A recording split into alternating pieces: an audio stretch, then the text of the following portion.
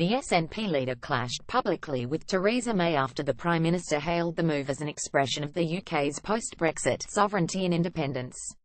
The spat was sparked by a Home Office announcement that British passports will again have blue covers once the UK has left the EU in 2019. The new design, which will no longer include the EU insignia, will replace the U-style burgundy cover that has been a feature of the UK passport since the 1980s. Read more: blue passports to return after Brexit, government announcer Ms May tweeted, "The UK passport is an expression of our independence and sovereignty, symbolising our citizenship of a proud, great nation.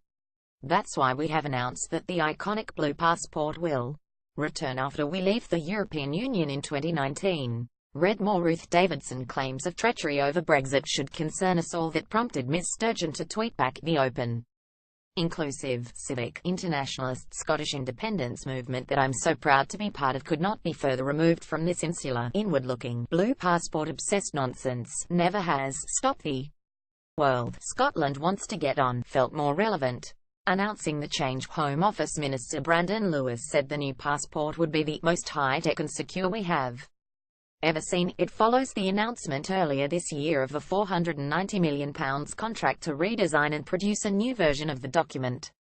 The passport is routinely redesigned every 5 years, and Eurosceptics view the new contract as a way to ditch the EU burgundy cover in favour of a return to the colour of the past. Mr Lewis said, "Leaving the EU gives us a unique opportunity to restore our national identity and forge a new path for ourselves in the world. It will also be one of the most secure travel documents in the world, with a raft of new security measures to protect against fraud and forgery." The new passports will be phased in after the UK leaves the EU on March 29, 2019. Burgundy passports will continue to be issued, although without the European Union markings, until the current supplier's contract expires in October 2019. Blue was first used for the cover of the British passport in 1921, but the design changed in 1988 after the UK joined the European Economic Community, and burgundy was chosen as the common colour. Among the new design features will be a new picture page made of a super-strength plastic polycarbonate material that will be more difficult to alter, the Home Office said.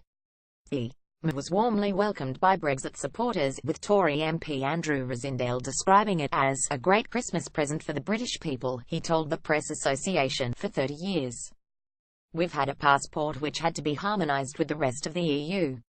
There was no need for it. It was purely another way for the EU to take control of things that they don't really need to." However, Conservative MP Anna Soubry, a Remain supporter, tweeted, "Stand by for street parties as blue passports return.